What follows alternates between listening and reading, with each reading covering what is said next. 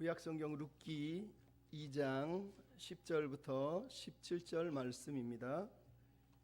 오늘은 예수님을 생각나게 하는 사람, 이런 제목으로 말씀 나누겠습니다. 잠깐 기도하겠습니다.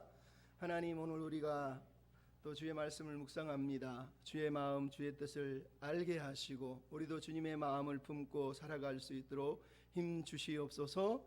의탁하며 예수님의 이름으로 기도하옵나이다. 아멘.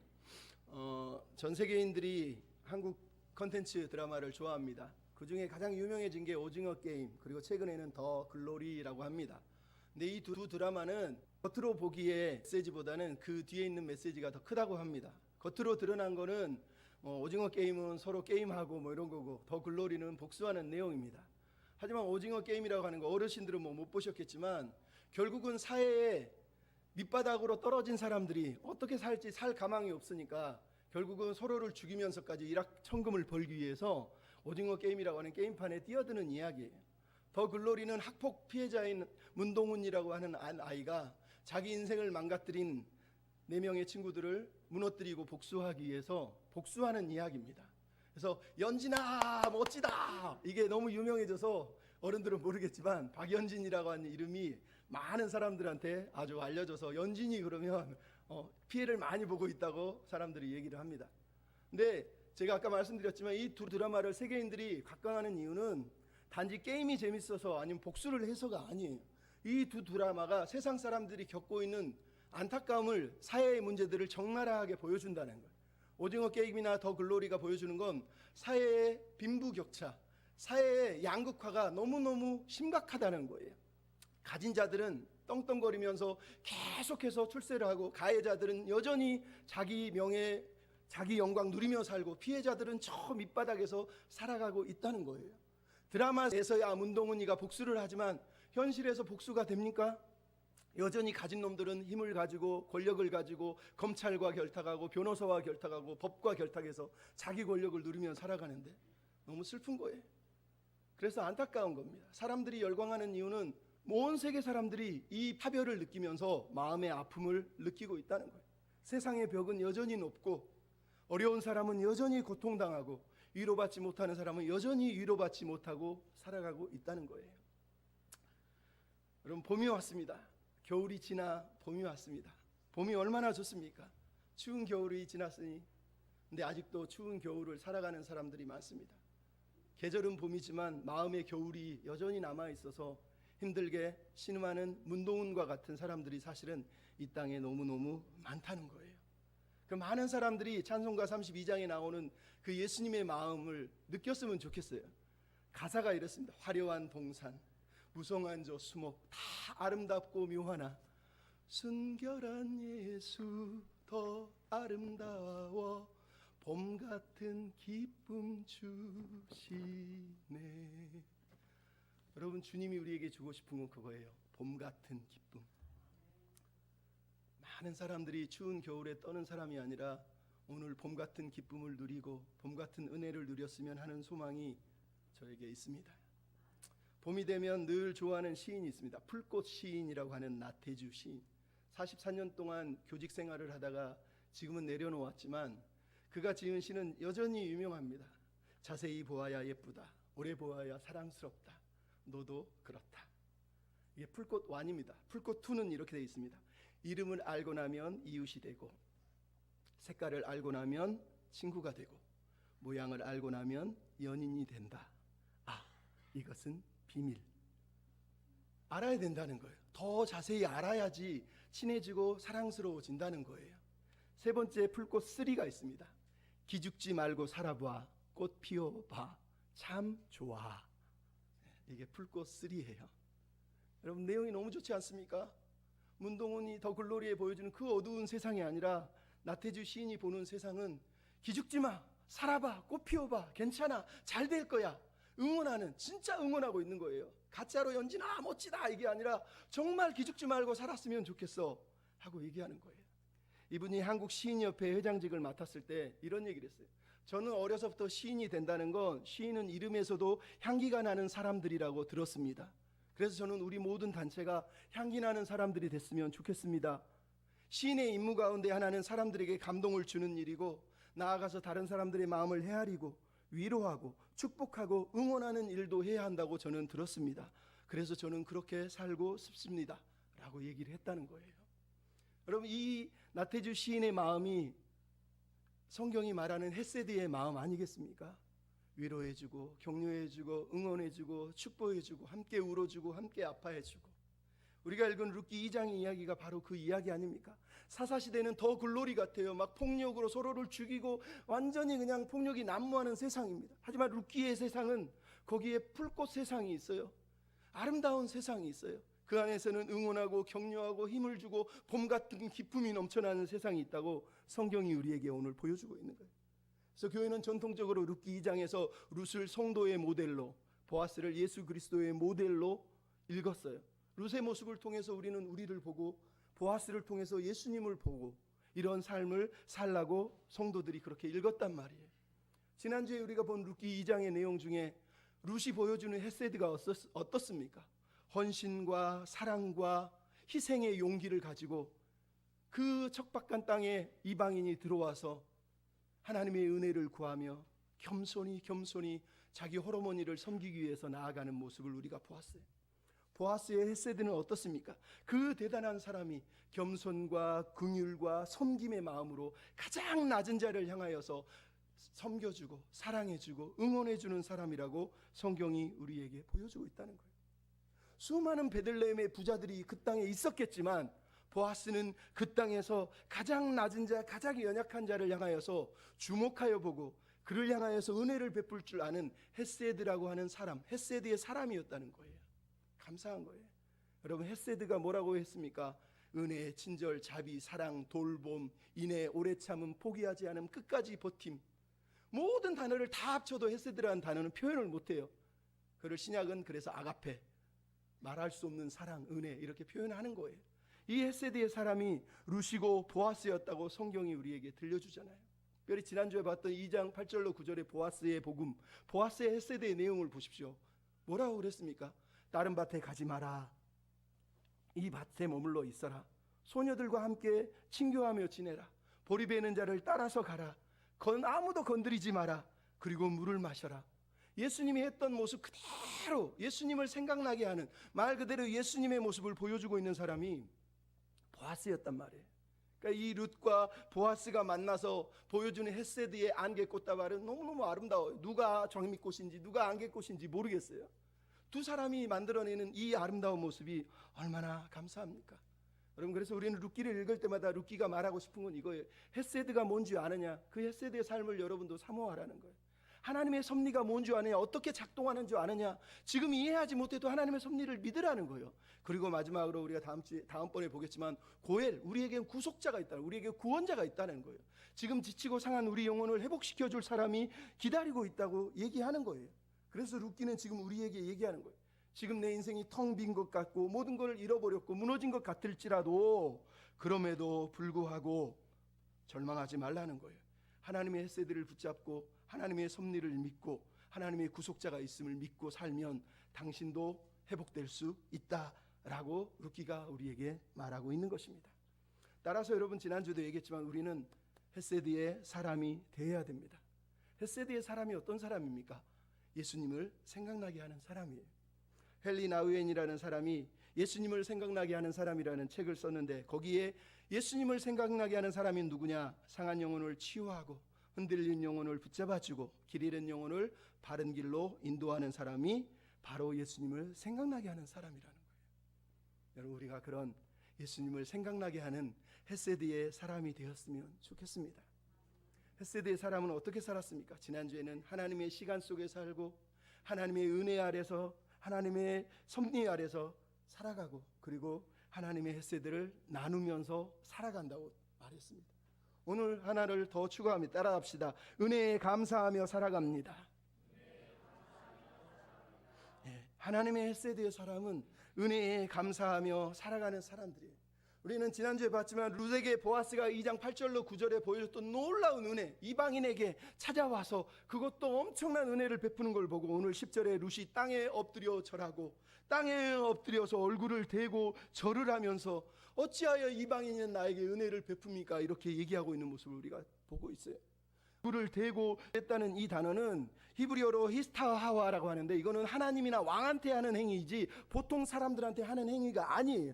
그러니까 룻이 지금 엎드려서 절하고 있는 행위는 말 그대로 삶의 순간에 자기가 서 있는 땅이 거룩한 땅이구나, 하나님이 임재하고 계시구나, 하나님이 나를 보고 계시구나라는 걸 느꼈다는 거예요. 그래서 보아스 앞에 엎드려 있지만 실은 하나님의 헤세드 은혜 앞에 엎드려서 지금 절을 하고 있는 거예요. 왜? 이방인인 나를 당신이 돌보셨다는 거예요. 지난번에도 얘기했지만 돌보다라고 하는 히브리어 단어는 알아주다, 알아채다, 주목하다, 인정하다는 뜻이에요. 이방인이라는 단어는 노크리라 그래서 알지 못하다라는 뜻이고, 여기에 돌보다는 단어는 나카르라 그래서 알다, 똑같은 단어예요. 똑같은 단어. 이방인은 알지 못한다는 뜻이고, 이 여자는 이방인인데 이방인이 아니고 자기를 자기 백성처럼 알아줬다라고 룻이 지금 고백하는 거예요. 말 그대로 보아스가 이방인인 자신을 하나님의 언약 백성의 한 사람으로 자신을 받아들였다는 거에 대해서 감격하고 있는 거예요. 그래서 이른 아침에 보리밭에 나와서 이삭을 주우면서 이 여인이 그 밭에서 하나님 앞에 겸손한 예배자로 엎드려 절을 하고 있는 거예요. 감사하고 있는 거예요. 감사. 그 힘겨운 삶에도 그는 감사를 찾고 감사가 뭔지를 알았다는 거예요. 어려워요, 힘들어요, 아파요, 거기에는 감사가 없어요. 그 속에서 하나님이 이런 나도 사랑하시는구나, 이런 나도 알고 계시구나 하면 감사가 나오는 거예요. 여러분, 이 감사하는 여인 앞에 보아스가 보여주는 반응이 11절 12절에 나와 있어요. 한마디로 얘기하면 너에게 감사해 뜻입니다. 너의 신앙의 용기에 감사해 라는 뜻이에요. 11절 12절 내용이 뭡니까? 보아스가 자기 앞에 절하는 여인에게 왜 은혜를 베풀나요 했더니, 네가 한 일을 내가 들어서 안다는 거예요. 네가 네 죽은 남편과 시어머니를 섬긴 거, 그리고 고국을 떠나서 알지 못하는 백성에게로 온 일이 내게 분명히 들렸다는 거예요. 분명히 들렸다는 거예요. 여러분, 그 당시 룻을 향한 소문이 얼마나 많았겠습니까? 이방 여인이대, 아이고 저 여자 만나면 다 죽더라, 죽어 저주의 씨앗이야, 막 이렇게 욕하는 사람도 많았을 거 아닙니까? 재수가 없는 것 같아. 근데 보아스는 그런 얘기 듣지 않았어요. 뭘 들었다고요? 그녀가 하나님 앞에서 선택한 믿음의 용기, 믿음의 행위를 듣고 칭찬하고 있다는 거예요. 얼마나 감사한 일입니까? 하나님의 백성이 되기 위해서, 어머니의 백성이 되기 위해서, 어머니를 섬기기 위해서 왔다는 것을 감격하고 칭찬하면서 응원하고 있는 거예요. 여러분, 신앙은 그런 거예요. 같은 믿음을 가진 사람을 만나면 행복해요. 같이 앉았는데 딴소리하고 딴 믿음으로 살면 맨날 싸우잖아요. 지지고 볶고 죽을 것 같아요. 하지만 하나님 앞에서 은혜의 눈을 가지고 서로를 바라보면, 같은 마음 같은 눈을 가지면 행복해지는 거예요. 그럼 보아스는 지금 행복한 거예요. 저 사람이 뭐 가난하니 뭐 비참하니 뭐 최하층이니 그게 중요한 게 아니에요. 자기랑 똑같은 믿음으로 하나님을 보고 있는 것 때문에 행복해하고 있는 거예요. 여러분 가정이, 여러분의 삶이 그런 똑같은 믿음의 은혜의 눈을 가진 삶을 살았으면 좋겠습니다. 그럼 그런 삶을 살아야 돼요. 보아스는 축복의 사람이에요. 예수님을 생각나게 하는 보아스는 축복하는 사람이 축복하는 사람. 얼마나 멋있습니까? 살면서 여러분 이런 축복을 하고 또 이런 축복을 들어야 돼요. 나의 선택을 보고 너 잘했어라고 해주는, 그건 진짜 그 사람의 믿음이 정말 멋지다는 뜻이거든요. 근데 여러분, 우리는 살면서 욕을 얼마나 많이 합니까? 한국 사람은요, 세계에서 욕을 제일 많이 한대요. 다른 사람들도 욕을 하지만 우리나라처럼 욕이 많은 게 나라가 없대요. 물론 성적인 욕 뭐 이런 것도 다 집어치우더라도 지랄하네. 지랄이 뭔지 아시죠? 뇌전증으로 간질병이 걸린다는 뜻이에요. 연병 안에는 옛날에 장티푸스에 걸렸다는 뜻이에요. 그러니까 장티푸스에 걸려 죽으라는 거예요. 우라질놈, 무슨 얘기예요? 우라질은 오라, 포승줄에서 나온 거예요. 그러니까 포승줄 받아서 죄인으로 끌려가 감옥에 갇히라는 뜻이에요. 육갑한해는 무슨 뜻인지 아세요? 육식갑자 동방석 이러면서 멍청한 머리 죄송해요, 여기 써 있는 단어예요. 병신 같은 사람이 숫자를 막 바보처럼 그냥 세는 걸 말해. 그러니까 병신이라는 뜻이에요, 쉽게 얘기하면. 육갑한해. 얼마나 처참한 욕입니까? 젠장맞을. 젠장맞을이 뭔지 아세요? 젠장맞을이라는 뜻은 제길, 난장맞을 이런 뜻이 줄임말이에요. 난장이라는 건 수많은 사람들이 몰려와서 한 사람을 두드려 패는 걸 말해요. 조선시대의 형벌이란 말이에요.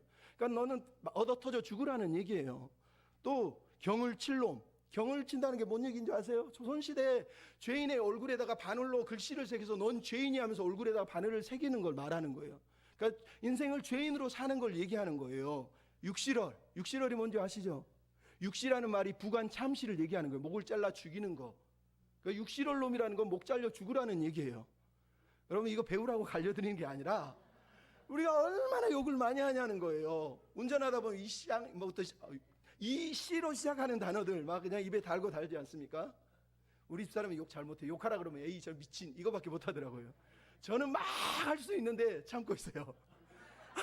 세상에 욕 없이 살 수 있습니까? 근데 욕만 하고 살 수는 없잖아요. 더 중요한 건 축복하고 살아요. 축복하고. 오늘 본문에 보아스가 12절에 뭐라 그럽니까? 여호와께서 너에게 보답하시고 상을 주셨으면 좋겠다. 한마디로 하나님이 너를 복 주셨으면 좋겠다. 이런 뜻이에요. 여러분 만나는 여인에게 처음 만난 이 가난한 여인을 향해서 축복을 해주고 있잖아요. 축복. 근데 여기서 보답하다라는 히브리어 단어가 무슨 뜻인 줄 아세요? 샬롬에서 나온 단어예요. 즉 하나님이 네 인생에 질서 잡힌 평안함을 주시길 원해, 이런 뜻이에요.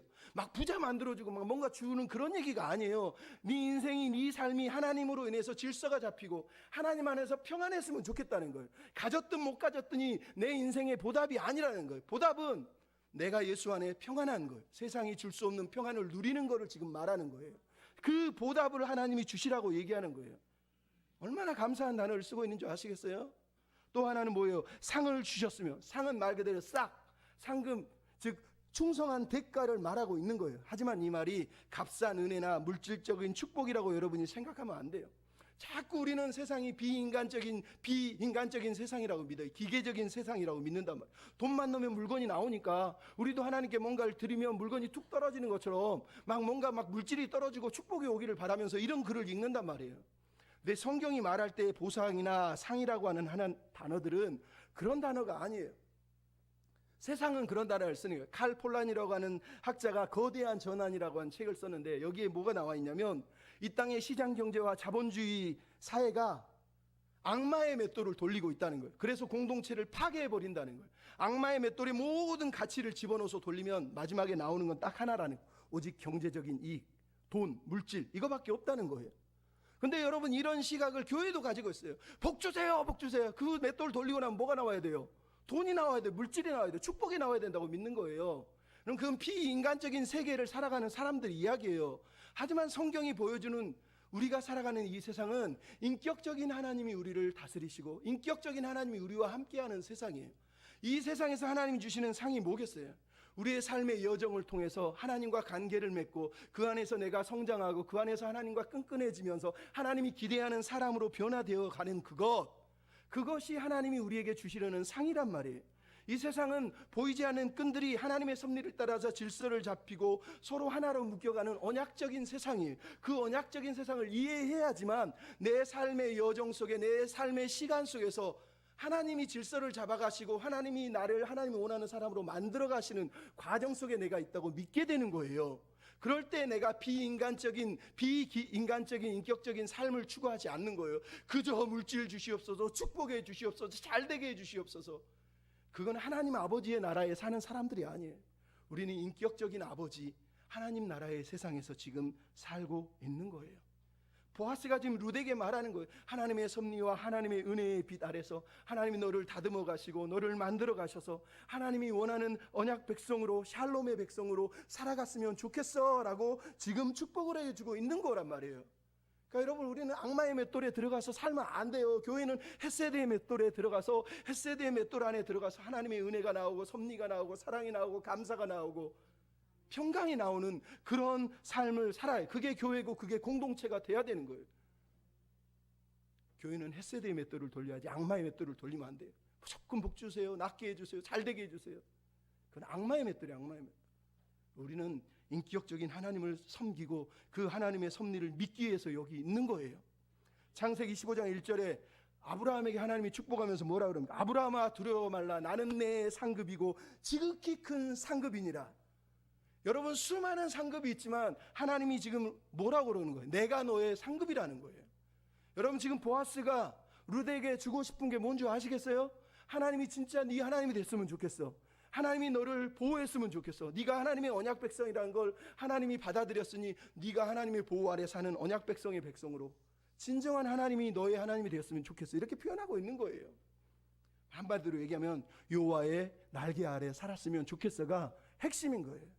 여러분 여호와의 날개 아래 보호를 받으러 왔다. 얼마나 아름다운 표현입니까? 구약 성경에서 가장 아름다운 표현 중에 하나가 이거예요. 여호와의 날개 아래 보호를 받으러 온 내게. 여기서 보호라는 단어는 도피하다, 피난하다. 하나님의 날개로 지금 피했다는 거예요. 이 여자가 다른 남자한테 도망가도 돼요. 모압 땅으로 도망가서 잘 될 수 있어요. 더 돈 많은 사람한테 도망가도 돼요. 다른 신에게 도망가도 된단 말이에요. 근데 굳이 어머니를 섬기기 위해서 이 이스라엘 땅, 낯선 땅, 알지 못하는 백성에게로 온 것을 보고 보아스가 말하는 거, 너 하나님께 피하러 왔구나. 너 하나님께로 피하러 왔구나. 칭찬한다. 힘내. 이러고 있는 거예요. 누군가가 우리의 삶을 보고 내가 너무 힘든데, 내가 너무 어려운데도 하나님께로 피하고 있는 모습을 보면서, 야, 너 그 힘든데도 하나님께 피하러 온 거야. 너 진짜 멋지다. 진짜 이 사람은 믿음의 사람인 거예요. 근데 어렵고 힘들면 여호와의 날개를 버려버리는 사람은 그건 가짜예요. 가짜. 아무리 힘들어도 룻처럼 여호와의 날개 아래로 꿋꿋이 계속해서 달려오는 사람을 보고 인정해 주는 거예요. 그게 지금 보아스가 하고 있는 일이란 말이에요. 여러분, 여호와의 날개가 히브리어로 카나프라고 합니다. 이거는 쉴 곳, 그늘, 피난처 이런 뜻이에요. 신명기에 보면 이렇게 나왔어요. 여호와께서 마치 독수리가 날개로 자기 자녀들을 펴서 새끼를 받으며 날개 위에 그를 어음같이 이스라엘 백성을 인도하셨다. 여호와의 날개 아래 간다는 건 하나님의 업어주시고 인도하신다는 뜻이에요. 시편 17편 8편에 나를 눈동자같이 지키시고 주의 날개의 그늘 아래 감추어 주소서. 시편 36편 7절에 하나님이여 주의 인자하시며 어찌 그리 보배로우신지요 주의 날개의 그늘 아래 내가 피하나이다. 시편 61편 4절 내가 영원히 주의 장막에 머물며 주의 날개 아래 피하나이다. 시편 91편 1절 2절 지존자의 은밀한 곳에 거주하며 전능자의 그늘 아래 사는 자여 그는 나의 피난처요 요새요 내가 의뢰하는 하나님이시라. 여러분이 여호와의 날개 아래 피했으면 좋겠습니다. 아니, 여러분이 이미 여호와의 날개 아래 있음을 믿었으면 좋겠습니다. 윌리엄 커싱이라고 하는 목사님이 계세요. 19세기에 아주 설교를 잘했던 목사님 중에 한 분이에요. 이분이 자기가 사랑하는 여인 헤나 프로프라고 하는 여인을 만나서 결혼을 하게 됩니다. 결혼해서 목회를 열심히 하게 됩니다. 근데 10년이 지난 어느 날 자기 부인이 실을 앓습니다. 병원에 갔더니 의사가 원인을 알 수가 없다고 얘기를 합니다. 그리고 6년 동안 병치레를 하고 요양을 해주는데 이 여인이 죽어버립니다. 목사인 이 사람은 너무 슬펐어요. 너무너무 마음이 아팠어요. 근데 그날부터 스트레스 때문인지 목소리가 나오지 않았어요. 목사인데 성대가 움직이질 않아요. 아무리 말을 해도 단어가 쏟아지질 않는 거예요. 그러면서 목회직을 내려놓고 목사의 자리에서 떠났습니다. 너무너무 마음이 아팠어요. 하나님, 내가 목사인데 왜 내 아내를 데려가시고 왜 내 목소리를 가져가십니까? 어떻게 이렇게 살란 말입니까? 그래서 하나님 앞에 막 불평을 했어요. 근데 재밌는 건 그 사람이 하나님을 포기한 적이 없다는 거예요. 비록 하나님 앞에 원망했지만 하나님 앞에 계속 기도하면서 하나님 왜 이랬어요? 왜 이랬어요? 따지면서도 그 자리를 지켰다는 거예요. 근데 그러던 어느 날 내가 언제까지 이렇게 절망하며 살 수는 없지. 그러면서 또 하나님 앞에 기도하며 있는데 하나님이 자기를 품어주시는 강한 임재를 느끼게 돼요. 하나님이 얼마나 자기를 사랑하시는지 갑자기 깨닫게 되는 거죠. 그러면서 시편을 읽게 되는데 시편 17편 8절이 눈에 들어왔어요. 나를 눈동자같이 지키시고 주의 날개 그늘 아래 감추시나이다. 그때 하나님이 말씀했어요. 예, 너는 내 것이다. 말을 못해도 몸이 아파도 너는 내 거야. 너는 내 거야. 빨리 찬송을 받아 적어. 그래서 그 사람이 거기서 찬송가를 막 받아 적었어요. 그 찬송가가 우리가 지난주에 부른 찬송가. 주 날개 밑 내가 편안히 쉬네. 밤 깊고 비바람 몰아쳐도 아버지께서 날 지켜주시니 거기서 편안히 쉬리로다. 주 날개 밑 평안하다. 그 사랑 끊을 자니요. 주 날개 밑 내 쉬는 영혼 거기서 영원히 살리. 여러분, 우리가 주의 날개 아래 거해야 돼요. 그래야지 불평도 원망도 아픔도 내가 원하는 삶이 아니어도 감사할 수 있다니까요. 감사할 수 있다고요. 여러분, 오늘 본문에서 여러분이 한 가지 잊지 말아야 될 게 있어요. 본문이 계속해서 룻이 감사하면 보아스가 감사하고 오늘 이제 13절에 또다시 룻이 감사하는 내용이 등장을 합니다. 왜 이 구절을 계속 우리에게 들려주느냐? 룻은 룻기 1장에 보면 어머니에게 뭐라고 그랬습니까? 나는 어머니의 하나님이 나의 하나님 되고 어머니의 백성이 나의 백성이 되기를 원합니다. 그러면서 어머니의 백성, 어머니 하나님을 선택했단 말이에요. 근데 과연 룻은 이 베들레헴 땅에서 이방인인데 유대인들이 저 모압 여인을 정말 하나님의 언약 백성으로 받아들여 줄 것인가? 질문하지 않을 수 없단 말이에요. 근데 아까 얘기했잖아요. 보아스가 뭐를 했다고요? 이 여인을 하나님의 언약 백성으로 받아줬다는 거예요. 내 딸아, 내 딸아, 그렇게 얘기했다는 거예요. 그러면서 오늘 본문에 그 은혜를 입은 룻이 13절에 또다시 감사하죠. 뭐라 그럽니까? 어찌하여 내가 당신께 이런 은혜를 받는지요? 당신에게 은혜를 또 입기를 원합니다. 지난주에 얘기했죠. 은혜를 입는다는 게 뭐라고요? 당신의 눈에서 하나님의 은혜를 내가 발견하고 싶습니다.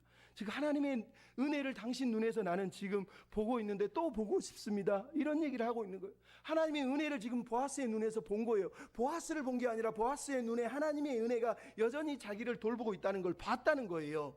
근데 왜 이게 감사하죠? 지금 룻이 얘기하는 단어가 뭐예요? 하녀 중에 하나인 나에게, 이 하녀에게 라고 얘기하는 거예요.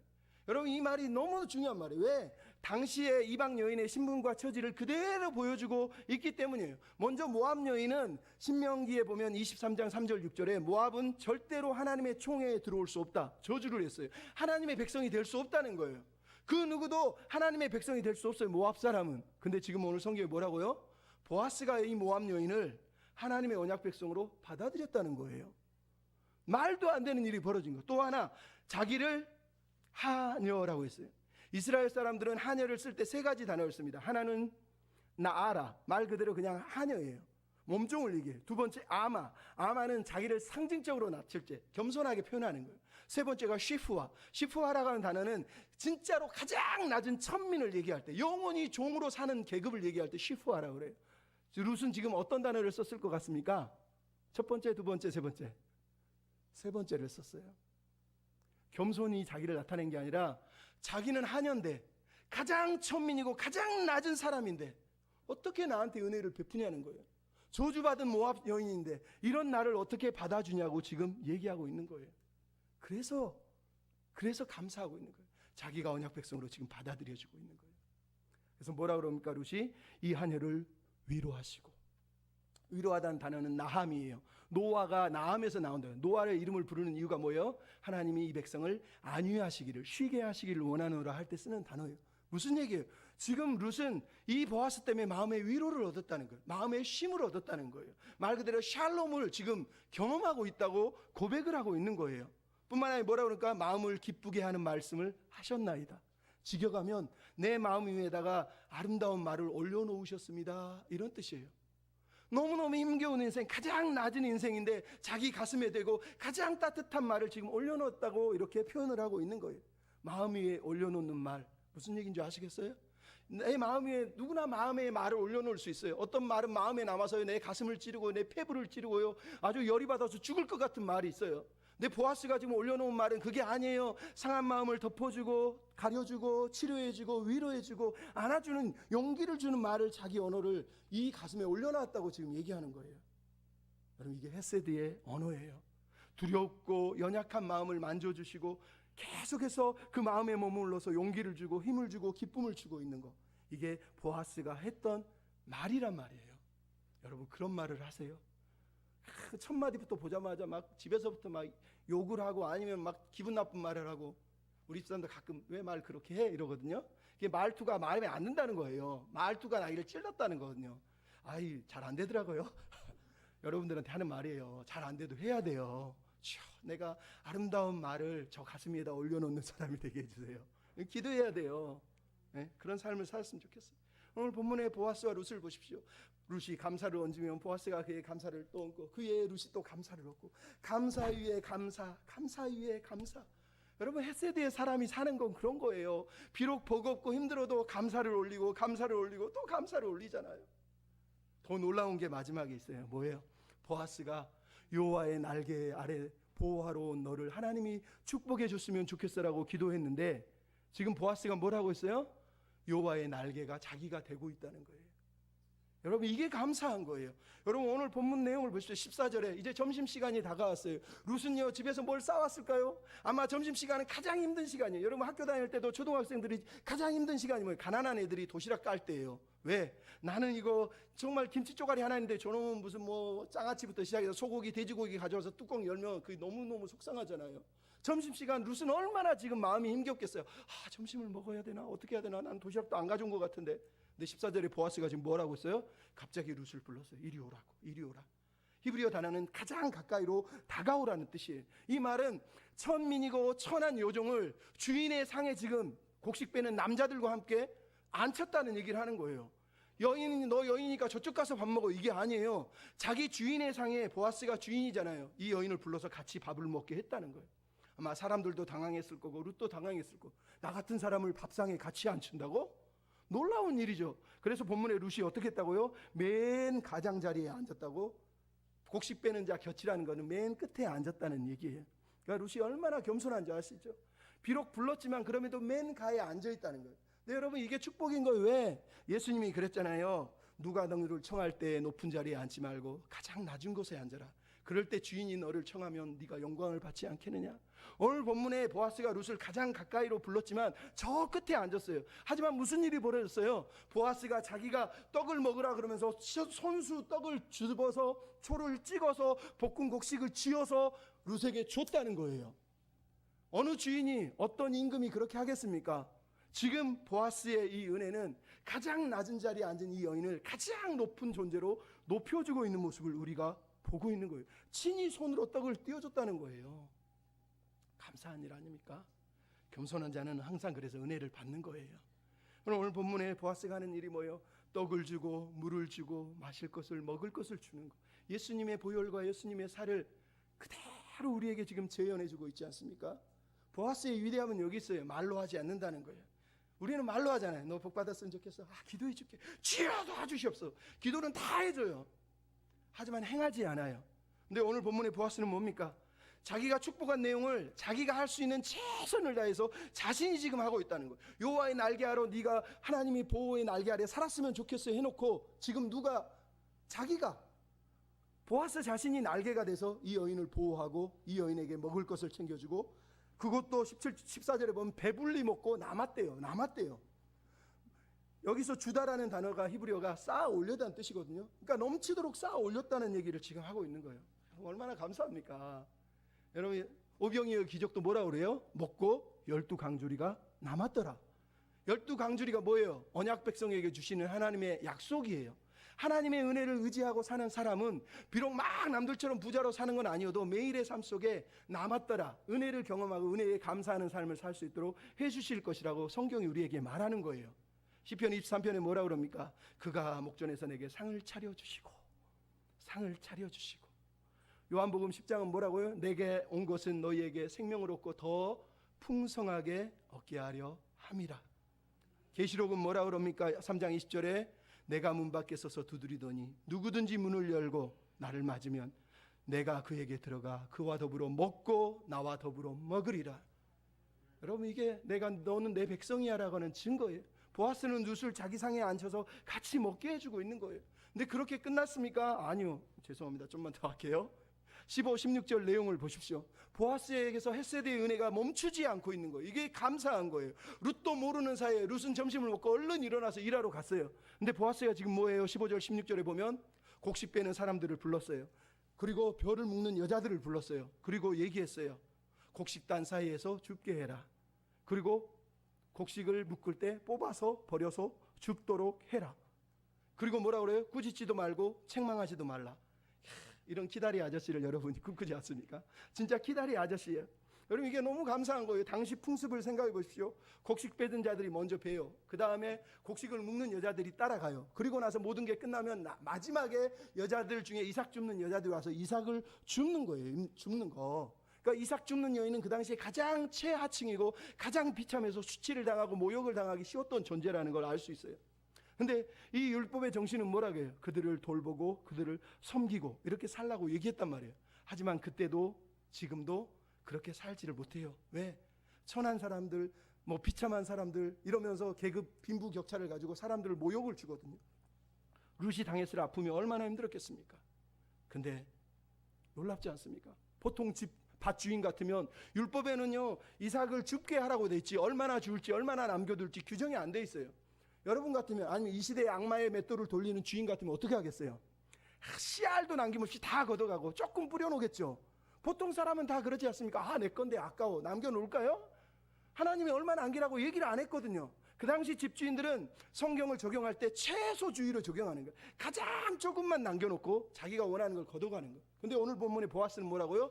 율법의 정신을 넘어서서 최대주의자예요. 가장 말씀을 최대한으로 적용하고 있는 거예요. 요만큼 남기라 그랬더니 요만큼이 이만큼이라는 뜻이구나 그러면서 이만큼 남기고 있다는 거예요. 곡식단 사이에서 죽는다, 곡식 빼는 사람 뒤를 따라간다. 그 당시는요, 쌍욕을 들을 만큼 나쁜 짓이에요. 근데 주인이 미리 곡식 빼는 남자들을 부르고 곡식을 묶는 여자들을 불러서 공동체를 형성하고 이 사람들한테 얘기하는 거예요. 저 여자를 꾸짖지 말고 책망하지 말고 마음껏 죽게 하라는 거예요. 멋있는 리더예요. 자기가 모범을 보이고 그리고 사람들에게 이렇게 살라고 또 가르쳐주고 있는 거예요. 여러분, 이게 헤세드의 사랑이고 헤세드의 마음이에요.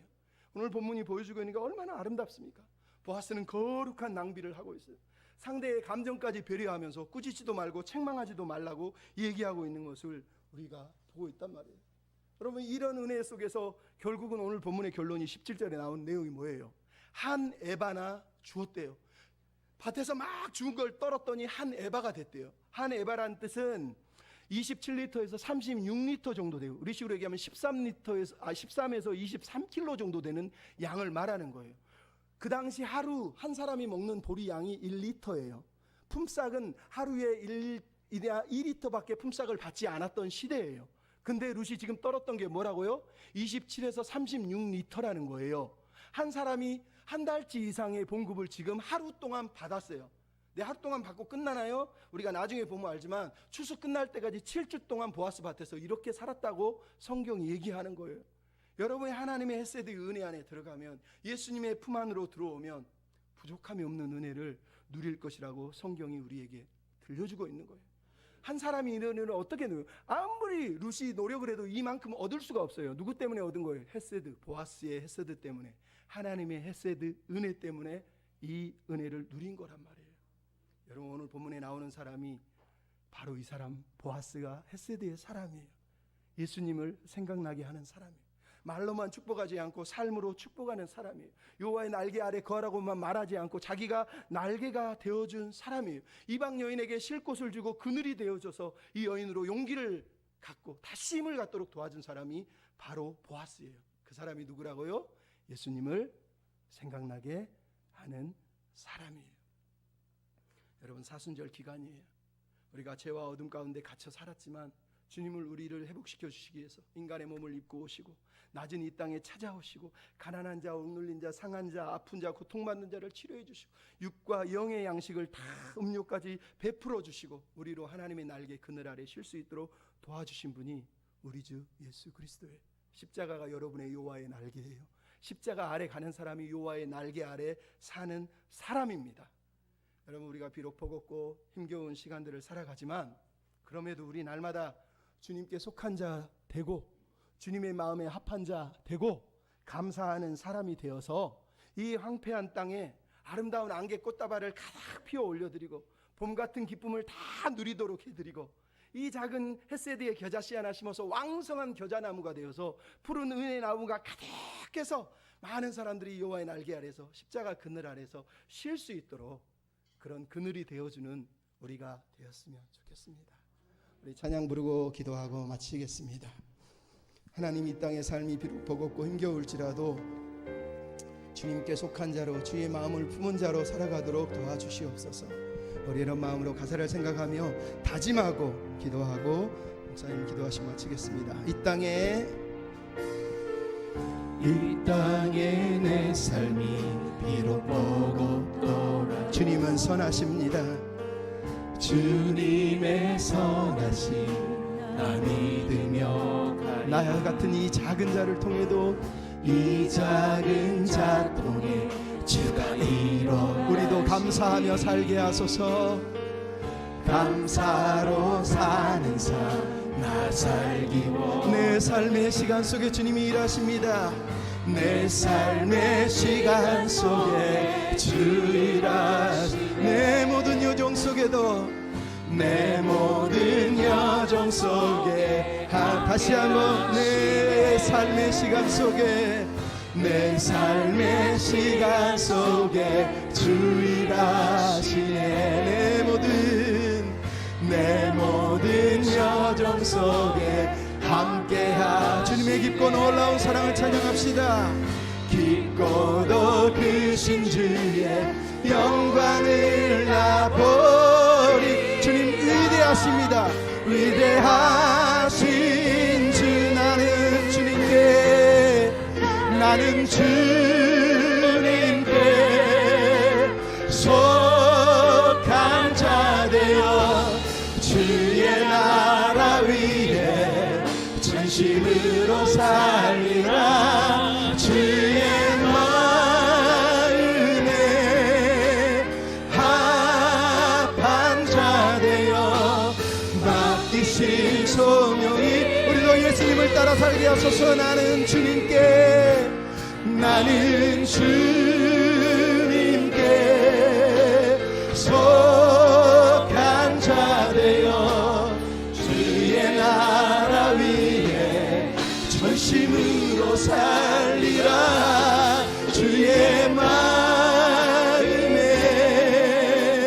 합한 자 되어 맡기신 소명이. 우리가 그날의 주의 은혜를 보기를 원합니다.